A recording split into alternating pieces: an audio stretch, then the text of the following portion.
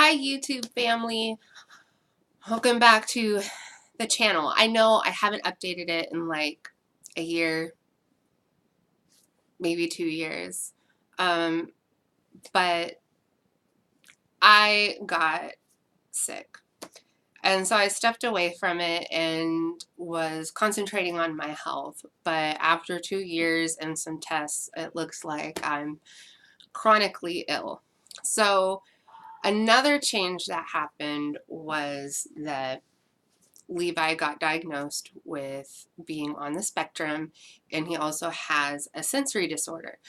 As part of that, I started trying to get plugged into like Autism Coalition and support groups and, um, support groups for people with special needs, with kids with special needs, and discovered that there's still a really big problem respecting children, and especially children with special needs. And how do you advocate for health care for a special needs child while still respecting their autonomy, and how that looks like? It's been a struggle and it's been lesson learning, but I still apply my respectful parenting, child rights, to children with special needs and empowering them and advocating for them in their own health care. So the channel I'm coming back to, I'm going to try to, because while I was gone for 2 years, I was still getting subscribers, still being shared, and still getting hits and likes and all of that, even though I totally neglected my channel for way long time. I came back to it and I check in on it once in a while, and I'm still getting views, and that's great. So the channel is going to still focus on gentle parenting, respectful parenting, child rights, child empowerment, and how to partner with your child in life and in education, and helping to take the struggles out of parenting and out of parenthood. But it's also going to sometimes have a unique twist when someone who is differently abled is taking care of someone who is differently abled.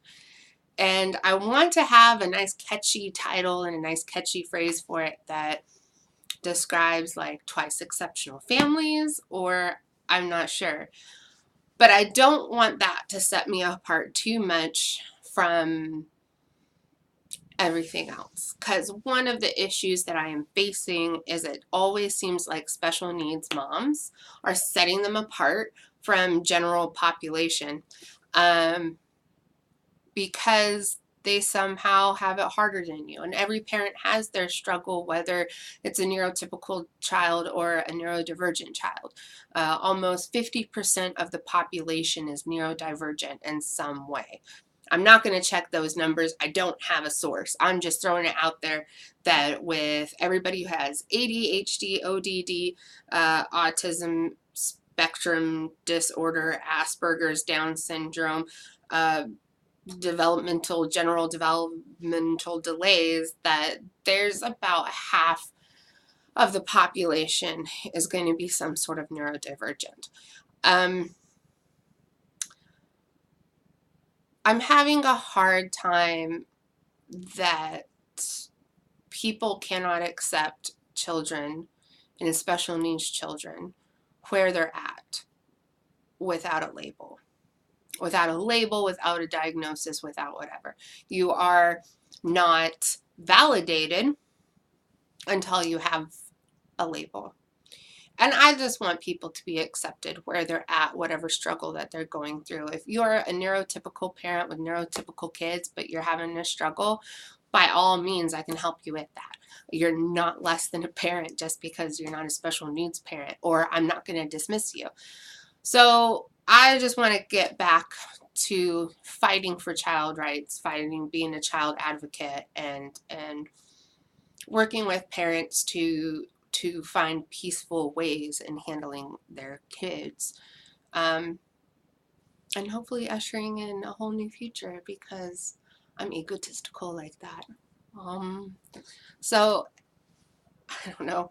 Am I rambling now? I feel like I'm just rambling, but that's the channel. Me rambling to a camera about kids. Welcome to the channel. I'll see you in the next video. What kind of topics do you want me to cover? What's something that you want me to talk about? What's a struggle that you feel like is only for typical neurodivergent parents? And I also want to start covering some of the tips and coping mechanisms when you have someone that's differently abled helping somebody that's differently abled, and how do Levi and I make it work, homeschooling and being home together, and we both have these very different and separate needs. So my dog's gonna come over and say hi, so I'm gonna go say bye. Oh no, he's gonna go sit over there. Okay, anyway, thanks for stopping in. Bye.